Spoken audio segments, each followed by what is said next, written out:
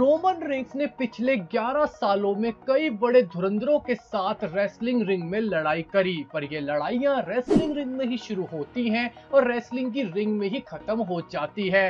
Back stage जाते ही Roman Reigns और उनके अपोनेंट्स एक दूसरे से दोस्ती से गले मिलते हैं, पर एक ऐसा रेसलर है जो रोमन रेंस को आज भी फूटी आंख नहीं सुहाता, जिससे रोमन रेंस का 36 का आंकड़ा रियल लाइफ में भी बना हुआ है। वो भी रोमन रेंस को उतना ही कोसता है, रोमन रेंस उसे भी आज तक उतना ही कोसते हैं। आखिर इसके पीछे का रीजन क्या है और कौन सा है ये सुपरस्टार जिसकी रोमन रेंस से पूरे 11 सालों से रही है दुश्मनी, करते हैं दोस्तों इस वीडियो में रिवील। मेरा नाम है नितिश वशिष्ठ एंड आप देख रहे हैं WWE हिंदी एम्पायर चैनल।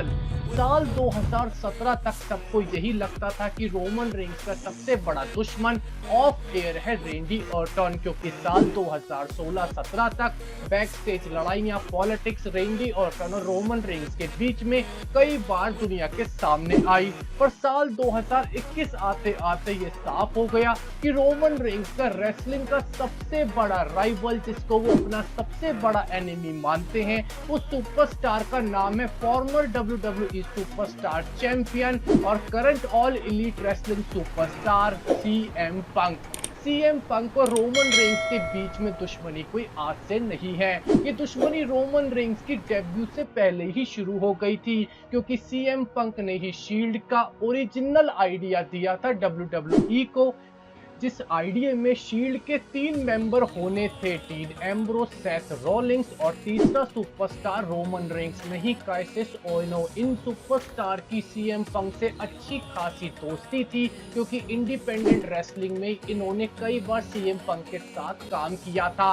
पर WWE को लगता था कि रोमन रेंस WWE के बहुत बड़े फ्यूचर स्टार बन सकते हैं, इसीलिए काइसिस ओनो को उन्होंने रिप्लेस करके रोमन रेंस को शील्ड में डाल दिया। CM पंक के लिए इन तीनों सुपरस्टार को हंचमैन का रोल अदा करना था, यानी कि CM पंक एक हील सुपरस्टार थे और इन तीनों सुपरस्टार को शील्ड बना के CM पंक की मदद करनी थी। पर धीरे धीरे जब पासा पलटा तो CM पंक और शील्ड की भी राइवलरी शुरू हुई और WWE ने CM पंक को फोर्स करना स्टार्ट करा कि वो रोमन रेंस को बड़ा पुश दें, ताकि रोमन रेंस को बाकी सेथ रोलिंग्स और डीन एम्ब्रोस से भी अच्छा दिखाया जा सके। CM पंक को ये बिल्कुल पसंद नहीं आया। एक तो उनके दोस्त को रिप्लेस करा रोमन रेंस ने, जिसे CM पंक चाहते थे, और साथ में CM पंक को ही WWE ने रोमन रेंस के सामने छोटा दिखाना शुरू कर दिया।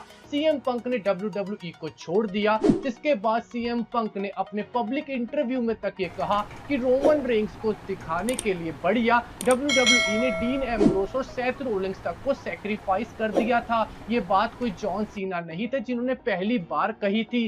रोमन रेंस ने इसका जवाब पब्लिक इंटरव्यू में दिया, जहां पे उन्होंने CM पंक का मजाक तक बनाया और उनके पेप्सी का टैटू तक का मजाक उड़ाया था। और रिसेंटली साल 2021 में CM पंक और रोमन रेंस के बीच में राइवलरी पूरी तरीके से उभर के आ गई, जब सामने आया कि CM पंक फाइनली रेसलिंग बिजनेस को दोबारा ज्वाइन कर रहे हैं ऑल एलीट रेसलिंग में, जहां पे रोमन रेंस ने उनकी डेब्यू से पहले कह दिया कि CM पंक और जॉन सीना को कंपेयर करोगे तो CM पंक बिल्कुल भी कुछ नहीं है। रोमन रेंस ने कहा कि जॉन सीना बहुत बड़े सुपरस्टार थे और CM पंक उनके सामने कुछ भी नहीं, जिसके बाद तब से CM पंक का कोई रिस्पॉन्स तो नहीं आया, पर कई सारे सुपरस्टार्स ने ये जताया कि रोमन रेंस को बहुत ज्यादा गुस्सा आया है, क्योंकि CM पंक का अब नया शो यानी कि ऑल एलीट रेसलिंग का रैम्पेज शो स्मैकडाउन से भिड़ेगा और स्मैकडाउन की व्यूअरशिप कम होने वाली है, इसीलिए इन दोनों के बीच में फिर से राइवलरी शुरू हो चुकी है, जो पिछले 11 साल से चलती आ रही है।